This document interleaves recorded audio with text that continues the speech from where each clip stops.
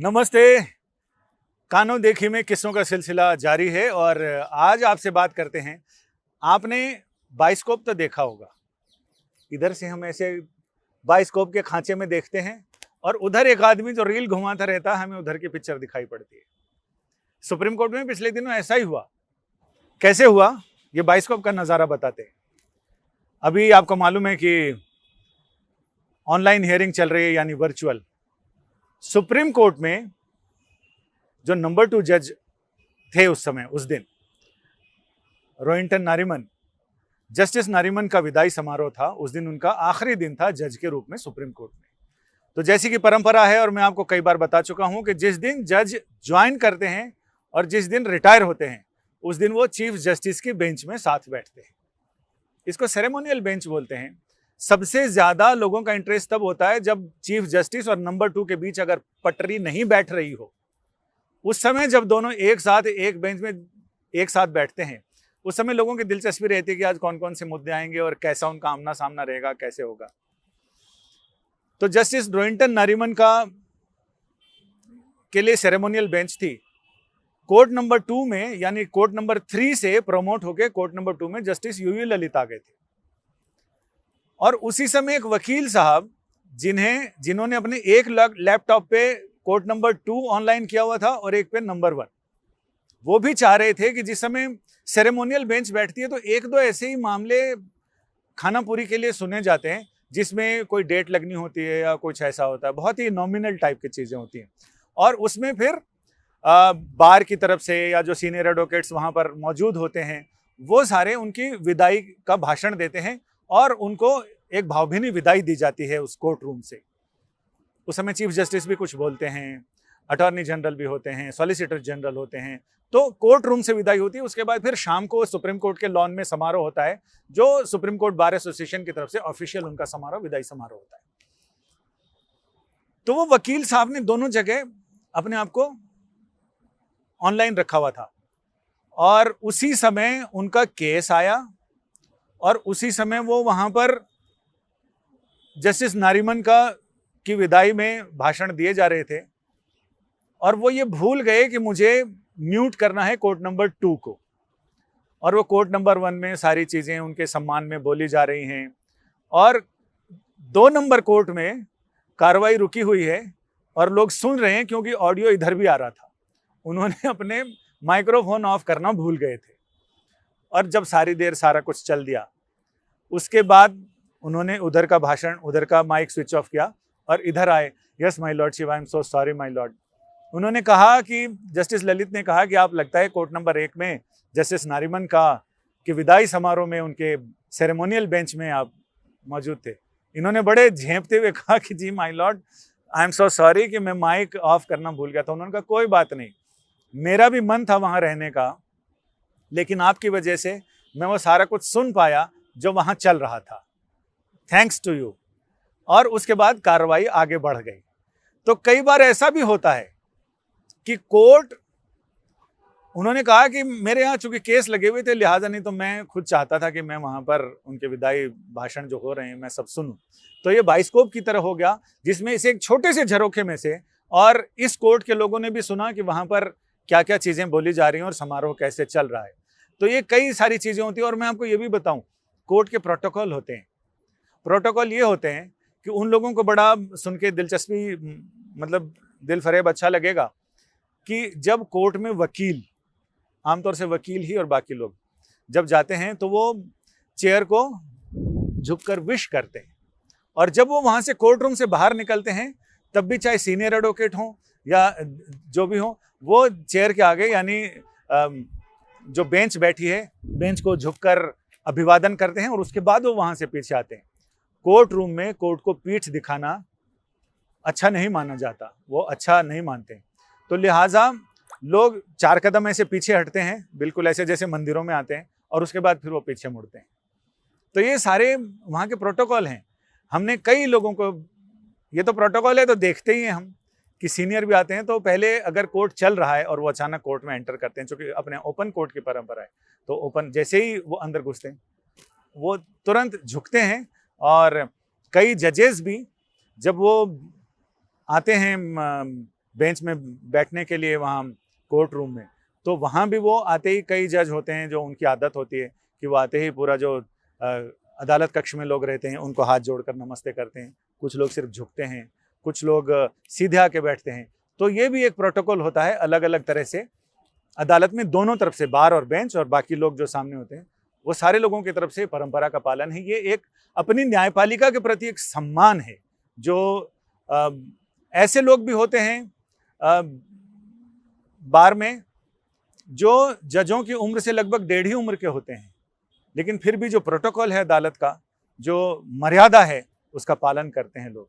और कई बार ऐसा भी हुआ है कि जब सीनियर एडवोकेट्स ने ऐसी बातें कह दी हैं कि वो जजेस के लिए भी थोड़ी सी असहज करने वाला पॉइंट होता है, वो मैं किसी दिन आपसे चर्चा करूंगा कि किन किन सीनियर एडवोकेट्स ने और किस तरह से अदालत को संबोधित किया, जिसमें कई बार अदालत को ये कहना पड़ा कि नो मिस्टर काउंसल, हमारा मतलब ये नहीं था, हम ऐसा कहना चाहते थे। क्योंकि सामने सीनियर एडवोकेट इतने बिगर देन लार्ज, उससे मतलब अपने व्यक्तित्व से और कृतित्व से इतने बड़े थे कि उन्होंने पूरी अदालत कक्ष को, मैं जजेस, उनको चैलेंज कर दिया। और उस समय फिर अदालत ने भी उसका बुरा नहीं माना, क्योंकि आज ही जब कार्रवाई में ऐसा हुआ पेगासस मामले में, तो बहुत बड़ी बात कही चीफ जस्टिस ने। ML शर्मा बीच बीच में लगातार टोक रहे थे या कुछ कुछ बड़बड़ा रहे थे। कोर्ट ने आखिर में उनको ये बोला कि हम आपसे कितनी बार चेतावनी दे चुके हैं, कह चुके हैं, आप बीच में मत डिस्टर्ब करिए। जब सीनियर एडवोकेट्स बहस कर रहे हों उस समय आप सुनिए और सीखिए। कोर्ट ने कहा कि कई बार तो हम भी सीखते हैं, नई चीजें समझते हैं, इसीलिए हम सवाल करते हैं। और हमारे सवाल इसलिए नहीं होते, हमारे सवाल इसलिए भी होते हैं कि उसमें एक नया एंगल आता है, एक नई चीज आती है, और ये सीखने का समय है। आप सीखिए, बीच बीच में हड़बड़ करने से काम नहीं चलेगा। तो ये अदालतों में कई बार ऐसी बड़ी बातें सुनने को मिलती हैं जिसे लेकर लगता है कि ये जीवन में सीखने की एक गांठ मिल गई है, एक एपरेटस मिल गया है, जिससे आप सारी जिंदगी, जिसको बीच बीच में याद करके आप सीख सकते हैं। क्योंकि सुनना सबसे बड़ी सीख है, और इसीलिए अपने यहाँ बहुत सारी चीजें श्रुति और स्मृति के आधार पर आती हैं। जो हमारा परंपरागत ज्ञान है वो श्रुतियों के आधार पर है, सुनकर एक पीढ़ी से दूसरी पीढ़ी सुनकर आगे बढ़ती है, या फिर स्मृतियां, याददाश्त, जो हमने सुना है उसको लिखना। तो ये सारी चीजें अलग है। अब कुछ खबरों पे बात कर लें। पेगासस का मामला मैं बता रहा था। पेगासस के मामले में सुप्रीम कोर्ट में केंद्र सरकार ने जो हलफनामा दिया, याचिकाओं के में जो सवाल उठाए गए हैं उसको देखते हुए अदालत ने उससे बिल्कुल संतुष्टि नहीं जताई। अदालत ने कहा कि ये सारी चीजें हमें से बिल्कुल सेटिस्फाइड नहीं है, लिहाजा इसमें जो हमारे सवाल हैं और जो याचिकाकर्ताओं के सवाल हैं, आप उनके जवाब केंद्र सरकार से पूछ के आएँ, और मंगलवार को जब सुनवाई कल होगी तो उसमें आप हमें बताएं। पेगासस को लेकर बहुत सारी बातें कोर्ट में सामने आई जो आप खबरों में देखते ही हैं। यहाँ तो हम वैसी चीजें बात करने को बैठे हैं जो खबरों में अमूमन नहीं आती है, जो आंखों से नहीं कानों से देखी जाती है, और कानों से देखकर मैं आपको ऐसा बताता हूँ जिससे कि आपको शायद कुछ दिखने लग जाए। मेरी कोशिश यही रहती है। इसके अलावा महाराष्ट्र के पूर्व गृह मंत्री अनिल देशमुख, उन्होंने सुप्रीम कोर्ट से राहत की गुहार लगाई थी, और उन्होंने ये कहा था कि उनके खिलाफ जो मामले चल रहे हैं उसे उनको डिस्चार्ज किया जाए। तो इसमें इन्फोर्समेंट डायरेक्टरेट ने कहा कि अनिल देशमुख पर जो चार्जेस हैं वो बहुत गंभीर किस्म के हैं। उन्होंने ऑर्केस्ट्रा बार से 4,70,00,000 रुपए उन्होंने उनसे लिए हैं, और उसके सबूत हमारे पास हैं कि मनी लॉन्ड्रिंग की गई है। लिहाजा इनको अभी राहत देने की जरूरत नहीं। और सच में अनिल देशमुख को सुप्रीम कोर्ट से राहत नहीं मिली।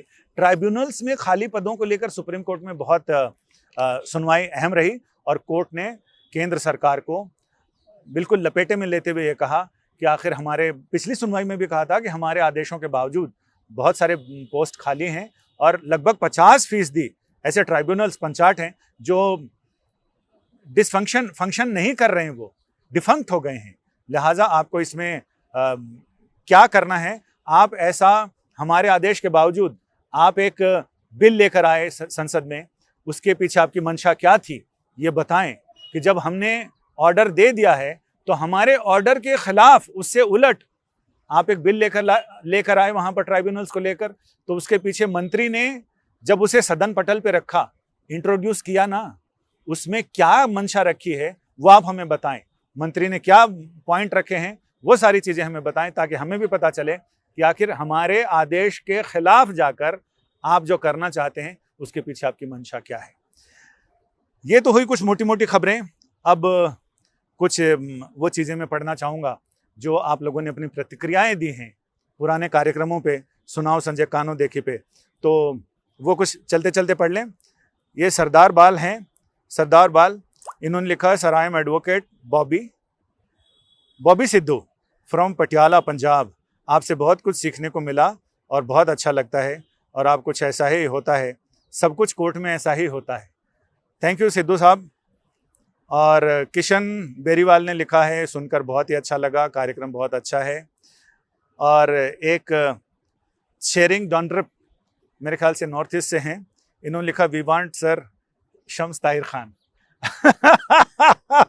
उनकी कहानी आप ज़रूर देखें, और आप देखते ही होंगे, आप शम्स ताहिर खान जी को जानते हैं, तो वहाँ कहानी पे आप उनको देखें और यहाँ आप आदेश करें आप क्या सुनना चाहते हैं, तो ये संजय आपको वही सारी चीज़ें सुनाएगा। धन्यवाद शेरिंग डॉन्ड्रुप साहब।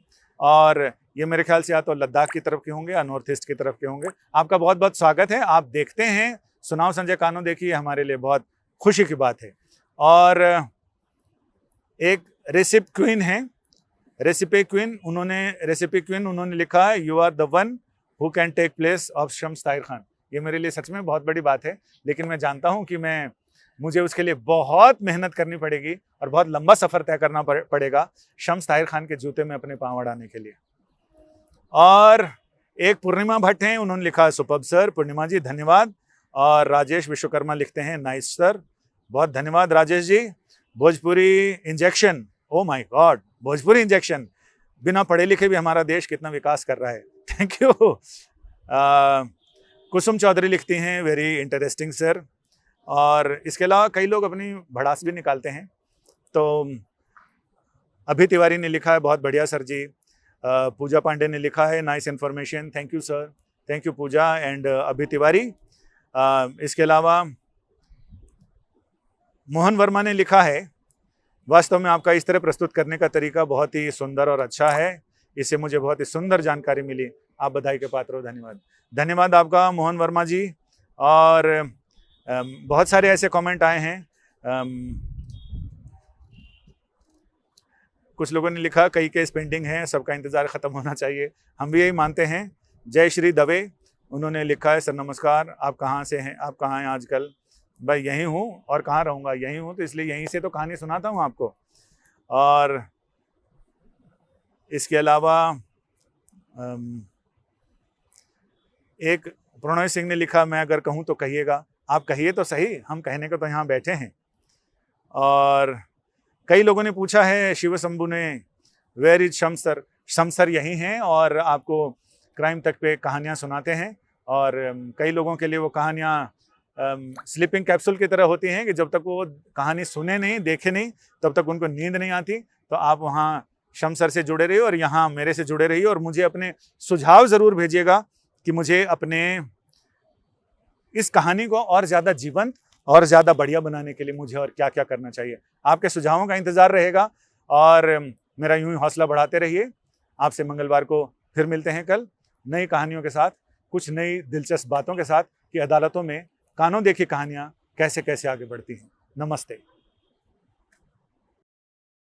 हमारे देश में कई ऐसे ज़रूरतमंद लोग हैं जिनकी मदद की गुहार आपके कानों तक नहीं पहुंच पाती। न जाने कितने ही ऐसे बेबस लोग हैं जो मजबूर हैं पैसों के साथ। आपकी एक थोड़ी सी मदद इनकी ज़िंदगी बदल सकती है। तो डोनेट करने के लिए या बाकी जानकारी के लिए आप नीचे दिए गए डिस्क्रिप्शन पर क्लिक करें।